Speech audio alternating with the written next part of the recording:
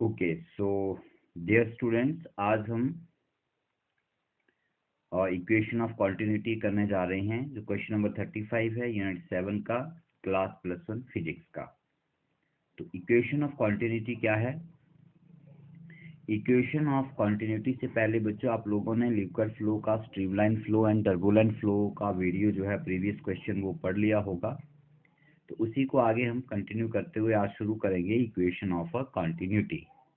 Equation of continuity क्या है, इसको जानने के लिए हम लोग यहाँ पर एक फिगर लेते हैं और उससे समझने की कोशिश करते हैं। लेट अस से दैट हमारे पास एक पाइप है ऑफ वेरिंग क्रॉस सेक्शन, इस तरह से, जिसमें लिक्विड फ्लो कर रहा है। Liquid is flowing in this pipe. ठीक है, इस पाइप में लिक्विड फ्लो कर रहा है। अब ये दो मैं पॉइंट लेता हूँ। एक पॉइंट मान लीजिए मैं यहाँ पर ले लेता हूँ, दिस इज पॉइंट ए, और एक पॉइंट हम यहाँ पर ले लेते हैं, दिस इज पॉइंट बी। ठीक है, तो पॉइंट ए पर जो पाइप का क्रॉस सेक्शनल एरिया है उसे हम लोग ये मान लेते हैं, ये पॉइंट ए पर पाइप का क्रॉस सेक्शनल एरिया है, जिसे आप स्मॉल a1 लिख दीजिए। और पॉइंट बी पर जो पाइप का क्रॉस सेक्शनल एरिया है उसे आप a2 लिख लीजिए। ठीक है, मतलब यहाँ से पाइप आपकी थिक है, मोटी है, और यहाँ से आपकी पाइप जो है वो थिन है। अब इसमें लिक्विड एंटर कर रहा है। लेट अस से दैट यहाँ से इसमें लिक्विड एंटर कर रहा है विद वेलोसिटी v1, और यहाँ से आपका लिक्विड बाहर निकल रहा है विद वेलोसिटी v2। तो इक्वेशन ऑफ कॉन्टिन्यूटी कहती है कि product of cross sectional area of A pipe and the velocity of liquid at that point, that is a1 b1, point A पर क्रॉस सेक्शनल एरिया और liquid की velocity का जो product है at any other point, B पर अगर हम चले जाएं तो वहां पर भी क्रॉस सेक्शनल एरिया जो कि यहाँ पर a2 है और लिक्विड की वेलोसिटी v2 है, उसका जो प्रोडक्ट है वो इक्वल रहता है, सेम रहता है। ठीक है, means product of cross sectional area and velocity of liquid in a pipe is constant. मान लो यहाँ पर आप कोई और पॉइंट सी ले लेते हैं और यहाँ पर जो इसका क्रॉस सेक्शनल एरिया है वो a3 है, और यहाँ पर लिक्विड की जो वेलोसिटी है वो v3 है, कुछ और वेलोसिटी हो गई है। तो यहाँ पर जो क्रॉस सेक्शनल एरिया और वेलोसिटी का जो प्रोडक्ट आएगा वो आएगा a3 इंटू v3।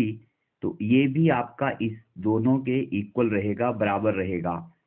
ठीक है, इसका मतलब आप किसी भी पॉइंट पर अगर cross sectional area of the pipe and the velocity of liquid at that cross sectional area calculate करें प्रोडक्ट उसका, तो वो हमेशा कांस्टेंट आएगा। तो आप इसे सिंपल वर्ड में लिख सकते हैं, और a into v is equal to constant.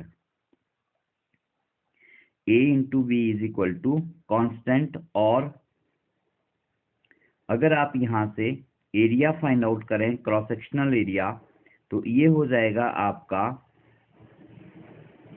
Constant upon velocity, और आप इसको लिख सकते हैं a inversely proportional to velocity.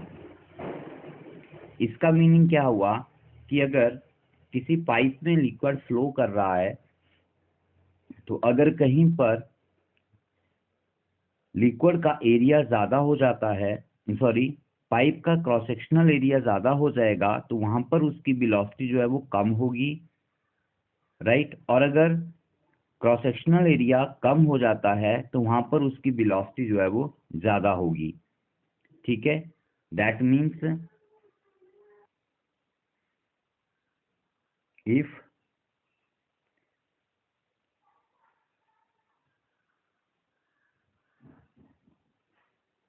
Cross sectional area of the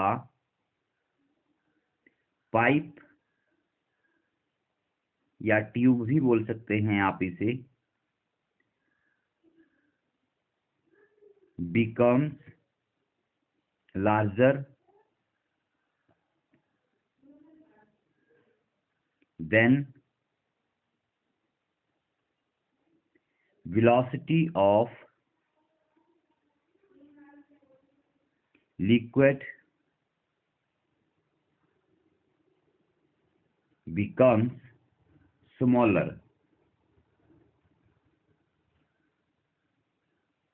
and vice versa.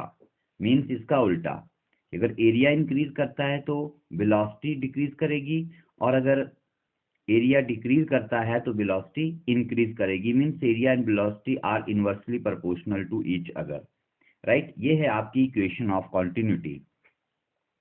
तो हम इसका प्रूफ करेंगे और प्रूफ के बाद कुछ एग्जांपल्स भी लेंगे। तो अगर आप चाहते हैं कि हम एग्जांपल पहले देखें तो मैं एक सिंपल सा एग्जांपल देता हूं आपको। फॉर एग्जांपल, ये हमारे पास एक वाटर टैप है, यहाँ पे मान लीजिए, ठीक है।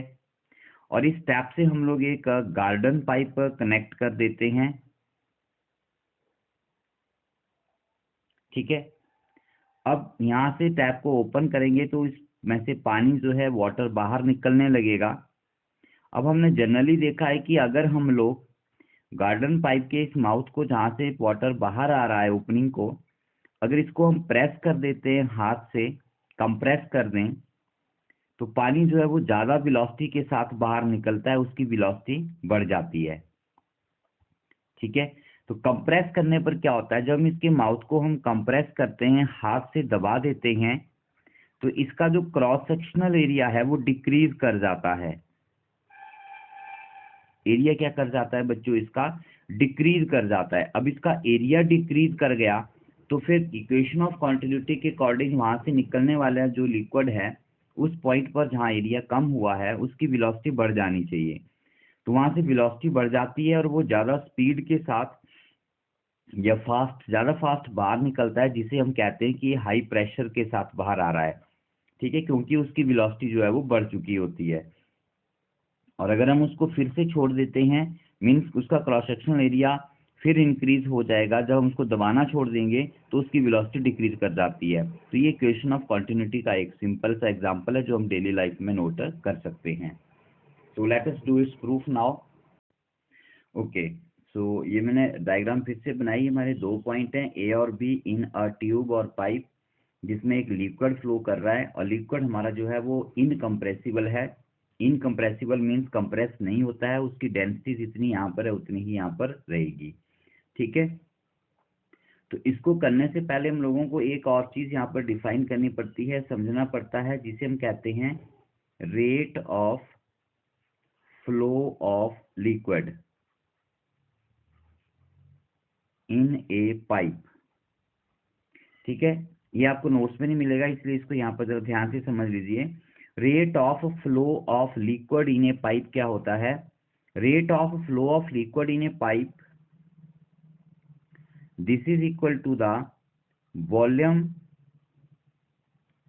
Divide by time taken, volume flowing divide by time taken, ठीक है।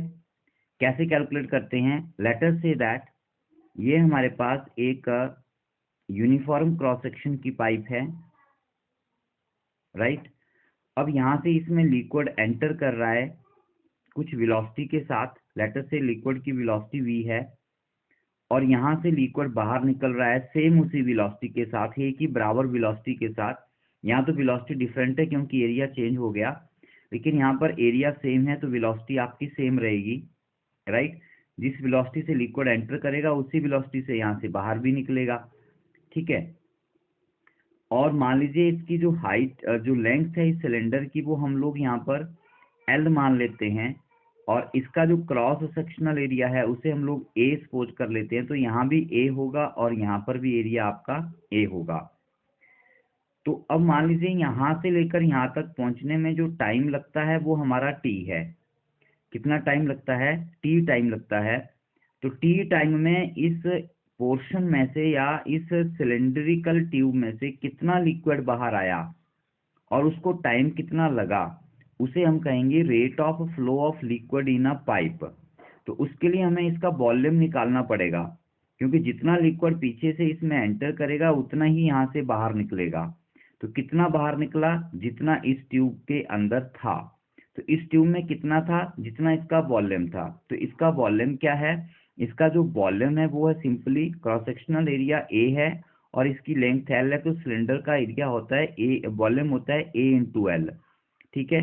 टाइम कितना लगा उसके लिए? टी। तो इसकी जो रेट है, जिसे हम लोग कई बार rate of flow of liquid letter से, जिसे हम आर एल से डिनोट कर देते हैं यहाँ पे, rate of flow of liquid, तो वो कितनी हो जाएगी? देखो वो हो जाएगी R L is equal to volume flowing, कितना वॉल्यूम फ्लो किया, ए एल, डिवाइड बाई जितना उसने टाइम लिया, टी। ठीक है। तो A L upon T, uniform cross section की बात कर रहे हैं हम लोग, यूनिफॉर्म क्रॉस सेक्शन के थ्रू। अब एल बाई टी क्या है? Distance upon time. तो डिस्टेंस किसने ट्रैवल किया? लिक्विड ने। कितने टाइम में? टी में। तो एल बाई टी क्या हो गया? डिस्टेंस अपॉन टाइम हो गया वेलोसिटी, वेलोसिटी ऑफ लिक्विड। ठीक है। तो ये आ गया उसका rate of flow of liquid, rate of flow of liquid, जिसे आप लोग rate of flow of liquid या volume of liquid flowing per second भी कहेंगे। क्या कहेंगे इसे? इसे आप एक नया नाम भी दे सकते हैं, volume flowing per second, volume flowing per second. ठीक है। जैसे हम लोग वेलोसिटी को डिफाइन करते हैं, वेलोसिटी क्या होती है? वेलोसिटी को आप लोग दो तरह से डिफाइन करते हो। एक डिफाइन करते हो rate of distance, rate of a distance. दूसरा आप उसको डिफाइन करते हो distance per unit time, distance travelled per unit time, या rate of change of distance कहते हैं, या फिर distance covered per unit time. वैसे यहाँ पर rate of flow of liquid को आप लोग volume flowing per unit time या पर सेकेंड भी कह सकते हो। तो वॉल्यूम फ्लोइंग या rate of flow of liquid या volume flowing per unit time क्या फॉर्मूला होता है? Cross sectional into cross sectional area into velocity, right. तो अब इसी का यूज हम लोग यहाँ पर करेंगे। तो अब हमारे पास ये एक, अपने क्वेश्चन पर आ जाइए, ये हम डायरेक्ट यूज करेंगे यहाँ पर ताकि क्वेश्चन थोड़ा लेंथी ना हो आपका, राइट। तो पॉइंट ए पर कितना वॉल्यूम एंटर करेगा? जितना वहां पर क्रॉस सेक्शन होगा और जितना उसका वहां पर वेलोसिटी होगा। ठीक है। तो हम लिख सकते हैं यहाँ पर, now volume of liquid, volume of liquid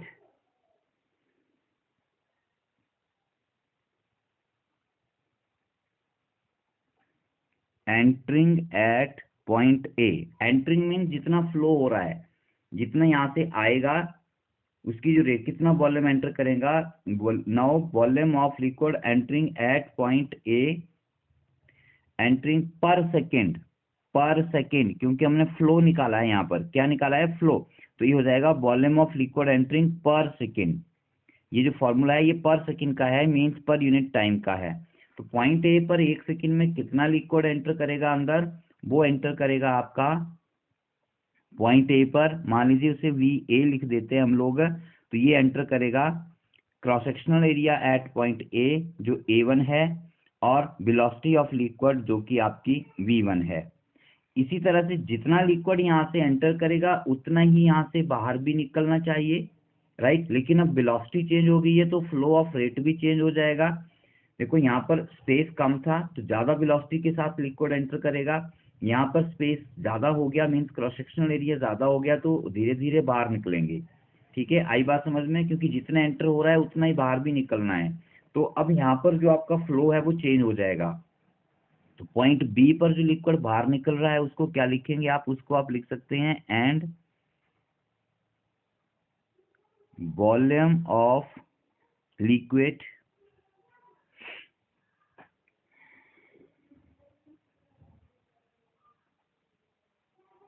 leaving per second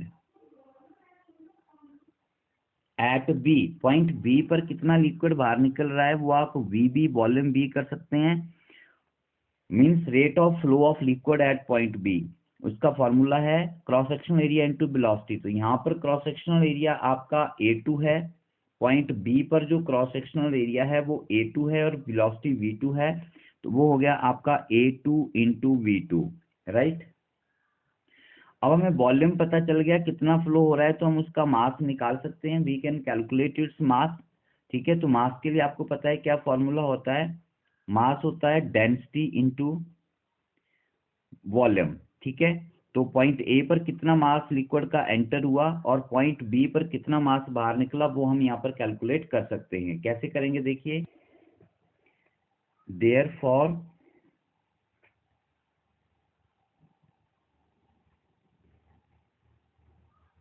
mass of liquid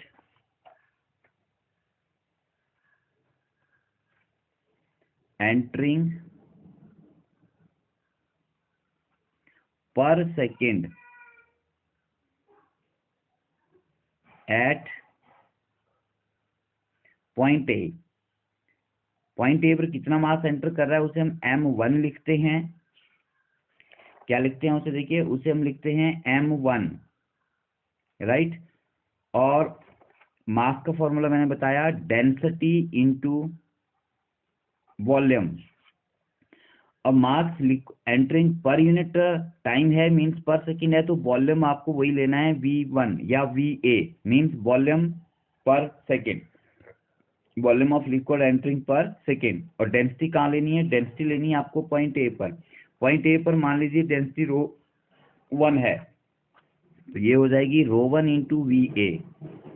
ρ1 as it is आ गया और V1 का वैल्यू हमने निकाला है A1V1, तो ये हो गया A1V1 स्मॉल v1। एंड इसी तरह से mass of liquid leaving per second at point B, point B पर कितना मास लीव कर रहा है उसे हम M2 लिख देते हैं, डेंसिटी इंटू वॉल्यूम, जितना वॉल्यूम यहाँ पर बाहर निकला लिक्विड का पर सेकेंड में, तो वो आपका VB है। और डेंसिटी यहाँ पर हम ρ2 कंसिडर कर लेते हैं। वैसे बाद में हम देखेंगे कि डेंसिटी इन अगर फ्लूइड हमारा इनकम्प्रेसिबल है तो दोनों डेंसिटी सेम हो जाएंगी। ठीक है, सो ये आ गया यहाँ पर ρ2 as it is density of liquid at point B, and VB means volume per second flowing out, जो कि हमारा आया है A2V2। ठीक है, अब क्योंकि लिक्विड जो है वो एक समान इसमें एंटर कर रहा है, एक बराबर जितना एंटर कर रहा है उतना यहाँ से निकल रहा है, ना तो अंदर लिक्विड स्टोर हो रहा है, ना ही अंदर कहीं से और लिक्विड इंक्रीज हो रहा है, ना वो कंप्रेस हो रहा है। ठीक है, तो इसका मतलब जितना मास यहाँ से लिक्विड का एंटर किया उतना ही यहाँ से क्या होगा आपका बाहर भी निकल जाएगा। ठीक है, तो आप सिंपल वर्ड्स में लिख सकते हैं कि there is no loss since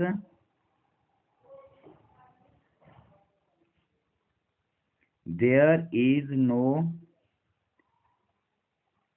loss or gain of liquid between point A and B।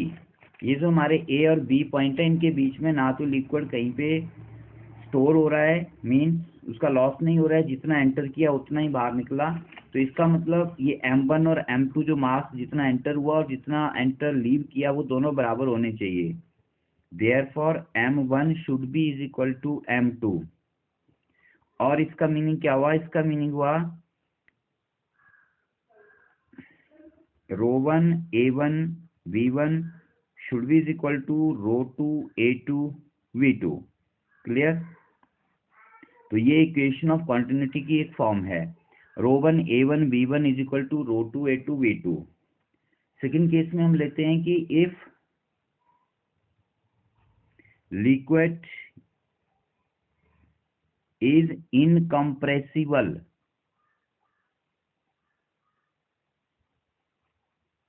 अगर लिक्विड इनकम्प्रेसिबल है तो उसकी डेंसिटी चेंज नहीं होगी, लिक्विड को कंप्रेस नहीं किया जा सकता, लिक्विड को जितना वॉल्यूम चाहिए वो उतना घेरेगा ही घेरेगा, लेगा ही लेगा, ना उससे ज्यादा होगा ना उससे कम होगा। तो जब वॉल्यूम चेंज नहीं होता, मास ऑलरेडी कांस्टेंट रहता है, तो उसकी डेंसिटी जो है वो क्या हो जाएगी, constant. Then density ρ1 is equal to density ρ2 is equal to rho लिख सकते हैं, मतलब दोनों बराबर होंगी तो दोनों को हम रो लिख देते हैं, ठीक है। दैट मीन्स ये इक्वेशन क्या बन जाएगी, ये इक्वेशन बन जाएगी बच्चों ρ1 A1 V1 is equal to ρ2 A2 V2। अब ρ1 और ρ2 दोनों को हमने रो लिख दिया, 1 और 2 यहाँ से हटा दिए, तो ये दोनों साइड कैंसिल हो जाएगा, आपके पास आ गया A1 V1 is equal to A2 V2।